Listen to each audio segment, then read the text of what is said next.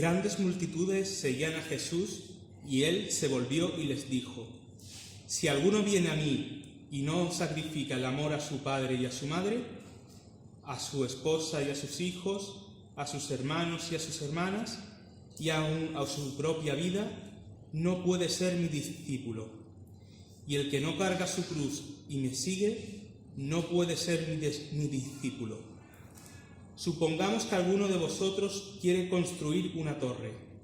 ¿Acaso no se sienta primero a calcular el costo para ver si tiene suficiente dinero para terminarla?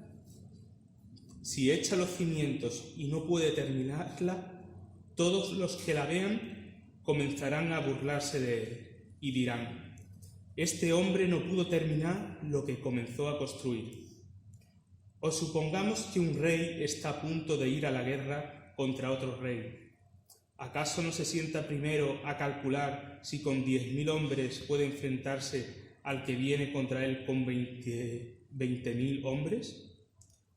Si no puede, enviará una delegación mientras el otro está todavía lejos, para pedir condiciones de paz. De la misma manera, cualquiera de vosotros que no renuncie a todos sus bienes no puede ser mi discípulo. Amén.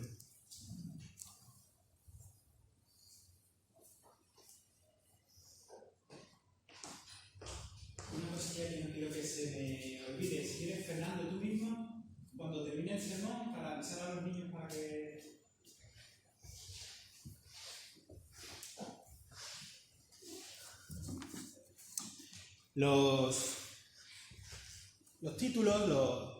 Los títulos que aparecen en los pasajes bíblicos son propuestas de titulitos que ponen las editoriales o que ponen los traductores para situarnos ante porciones bíblicas concretas. Ya sabéis, porque lo he dicho en alguna que otra ocasión, los títulos no formaban parte del texto original. Y normalmente los que encontramos, las sugerencias de títulos que tenemos en nuestra Biblia, pues son propuestas buenas, ¿no? Interesantes. En este caso, la Reina Valera pone el título "Lo que cuesta seguir a Cristo". La Nueva Versión Internacional pone el título "El precio del discipulado". Aunque coste o precio nos suena a tema económico, en realidad se refiere, pues como sabemos, ¿no?, a las consecuencias de tomar en serio el discipulado. La versión de la palabra, o la Biblia de traducción interconfesional, propone el título de "Condiciones para seguir a Jesús", que es parecido al título de la Nueva Biblia Española, "Condiciones para ser discípulo".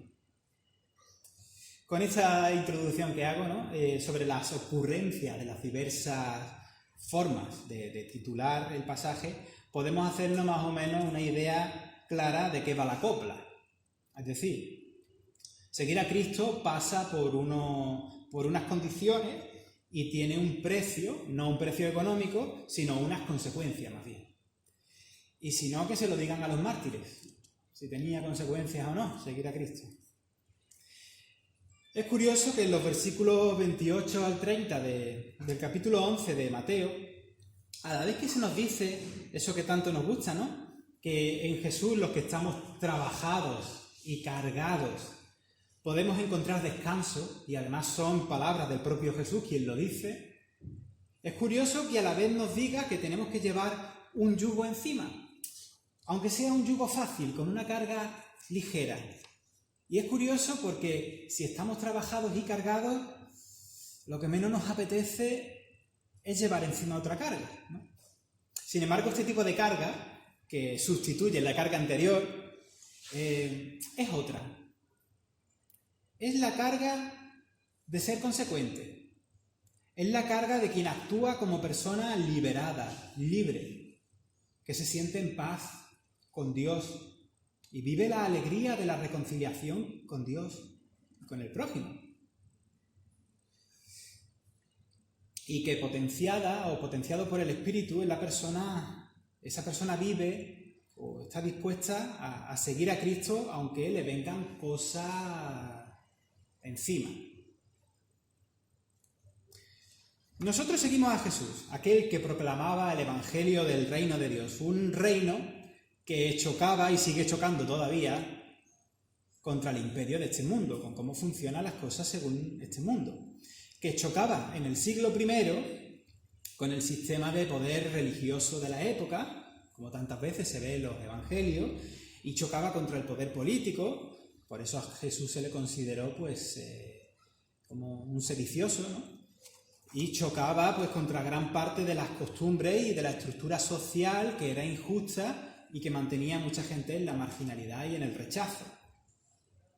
En Jesús, a quien reconocemos a Dios con nosotros, Emmanuel, hemos visto a la única persona verdaderamente justa viviendo en un mundo injusto, y ya sabemos a dónde le lleva. Y tanto su mensaje, lo que Jesús predicaba, como su práctica, las cosas que hacía y lo que esto suponía, representaban una amenaza total tanto al poder religioso como al poder político. Para estos poderes, por así decirlo, Jesús era una persona incómoda y por eso fue perseguido y por eso lo crucificaron, aunque la cruz, digamos, tenga una trascendencia mayor. Y nosotros somos quienes le seguimos y seguimos sus pasos y proclamamos ese evangelio que choca contra el sistema de este mundo. Eso somos nosotros.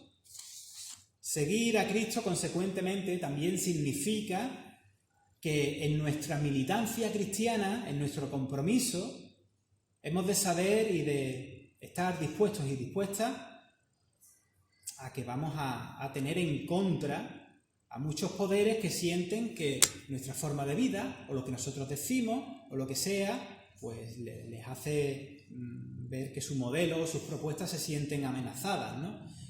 Nuestra forma de vivir repercute en lo que es la justicia, en lo que es la equidad, todas estas cosas.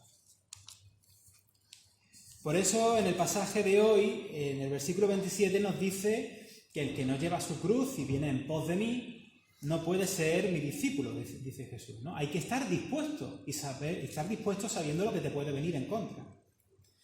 La cruz del Señor, la propia crucifixión, donde vemos cómo el amor de Dios está dispuesto a todo, a darse a sí mismo en Jesús hasta las últimas consecuencias, que es muerte de cruz, que además refleja cómo los poderes del mundo se te echan encima por vivir a la contra de esos valores del mundo, según los valores del reino de Dios. Pues todo esto es para la Iglesia, la cruz del Señor es para la Iglesia también una poderosa enseñanza en cuanto a lo que tiene que ver con el discipulado. Porque discípulas y discípulos morimos a nuestra propia voluntad según cómo viviríamos contentando al mundo y contentando a nuestro ego también, ¿no? Y preferimos vivir conforme a la voluntad de Dios, aun cuando sabemos que el sistema se va a rebotar en contra de nosotros. Y sabemos a quién seguimos. Sabemos que merece la pena lo que es, aunque sea a los ojos del mundo, perder o malgastar la vida por causa de Cristo y su Evangelio, porque en realidad no es perder ni malgastar la vida, es salvarla, ¿no? Es vivir plenamente lo que es ya esa salvación, lo que es la vida en Dios, la vida abundante. Vemos en nuestro pasaje que Jesús se está dirigiendo a un gentío. Hay una multitud que le sigue y está allí Jesús delante de tantas personas, pero que haya una multitud que le siga o que le escuche o que se junten a su alrededor al calor de sus milagros o las cosas buenas que pueda decir, no significa, o para Jesús, tener tanta gente allí no es aquello un indicativo de éxito. Es fácil que una multitud de personas se sientan jaleadas en apariencia a hacer cosas y las hacen sin verdaderos cambios profundos dentro. Los artistas, por ejemplo, en los conciertos de música, ¿no? Jalean al público y las lleva a hacer cosas, venga, poner la mano arriba, que para acá, que para allá. Los políticos, cuando están ante una masa de personas, también. Los telepredicadores tan famosos, lo mismo. La gente, cuando está en multitud, somos como un poco más irracionales. Hay estudios psicológicos de esto. Yo no sé por qué, pero nos volvemos un poco más borrego cuando estamos en masa. Fíjate en las multitudes en un campo de fútbol y cómo las cosas se pueden ir de control. Las barbaridades que ocurren, ¿no? Que han ocurrido muchas veces en campos de fútbol y luego fuera, ¿no? O mira el gentío que asaltó el Capitolio en Estados Unidos, ¿no? Así que vemos que Jesús suele desconfiar de la multitud. No se fía demasiado, que el hecho de que tengan multitud no significa mucho. No es un indicativo de éxito, ni tampoco es indicativo de que sean verdaderos discípulos. En el Evangelio de Juan, en el capítulo 2, versículos 24 al 25, vemos cómo Jesús, conociendo la multitud que le seguía, sabiendo lo que hay en el corazón de las personas, dice que no se fiaba de ellos. Estaban allí por él, no se fiaba de ellos. En Juan 6:15 vemos que la multitud quiere hacer rey a Jesús. Fíjate qué contenta está la gente. Le quieren hacer rey.